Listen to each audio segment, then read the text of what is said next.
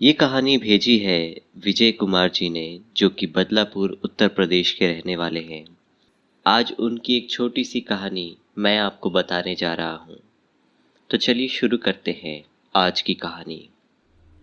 विजय कुमार बताते हैं, मेरे 12वीं के एग्ज़ाम सर पर थे और अचानक पिताजी के गुजर जाने के बाद घर की हालात बिगड़ गए।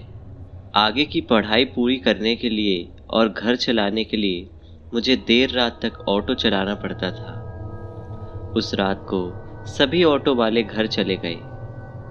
सिर्फ मैं ही अकेला उस भयानक सन्नाटे में ऑटो स्टैंड पर अगली सवारी के आने का इंतज़ार करने लगा। दूसरे दिन से मेरे दोपहर को एग्ज़ाम शुरू होने वाले थे, इसलिए मेरे लिए समय भी पैसे की तरह ही कीमती था। इसलिए मैं ऑटो में आगे की सीट पर बैठकर नोट्स पढ़ रहा था कि तभी अचानक मुझे एक नशीली महक ने अपनी ओर आकर्षित कर लिया। वो महक कहाँ से आ रही थी ये मुझे नहीं पता था, लेकिन ये जानने के लिए मैं ऑटो से बाहर निकलने ही वाला था, तभी मुझे पीछे से एक आवाज़ आई, बदलापुर चलिए प्लीज़। अचानक से आने वाली इस आवाज़ से मैं चौंक गया और पीछे मुड़कर देखा तो ऑटो में एक सुंदर सजी धजी लड़की बैठी थी। मैंने उससे पूछा, आप अंदर कब बैठी? पर उसने कोई जवाब नहीं दिया। वो बस अपने पैरों की तरफ देखे जा रही थी। मैंने भी आगे कुछ पूछा नहीं और तुरंत ऑटो स्टार्ट करके गांव की तरफ चल पड़ा। लेकिन मैंने एक बात पर गौर किया, जब से वो लड़की रिक्शा में बैठी थी तब से मुझे गजब की ठंड लगने लगी थी। ऑटो चलाते चलाते मेरे सामने वाले शीशे पर जब मेरी नज़र पड़ी तब मुझे दिखा कि वो लड़की मुझे ही घूर रही है। फिर मैंने आईने से नज़रें हटाकर रोड पर टिका दी। कुछ ही दूर जाने के बाद रिक्शे में से अचानक कहीं से सड़े हुए मांस की बदबू आने लगी और वो बदबू इतनी तेज थी कि मुझे घुटन होने लगी। सांस लेना तक मुश्किल हो रहा था।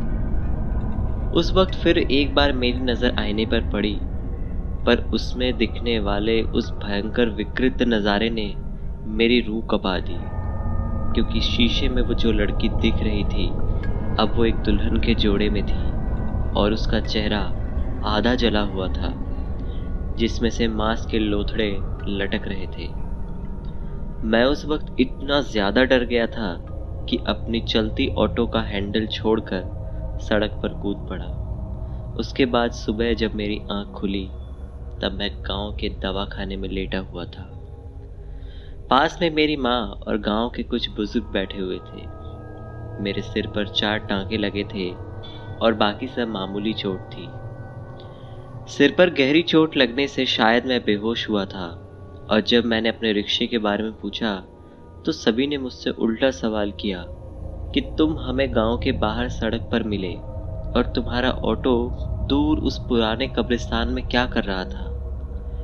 ये खबर सुनने के बाद मैं काफ़ी दंग रह गया।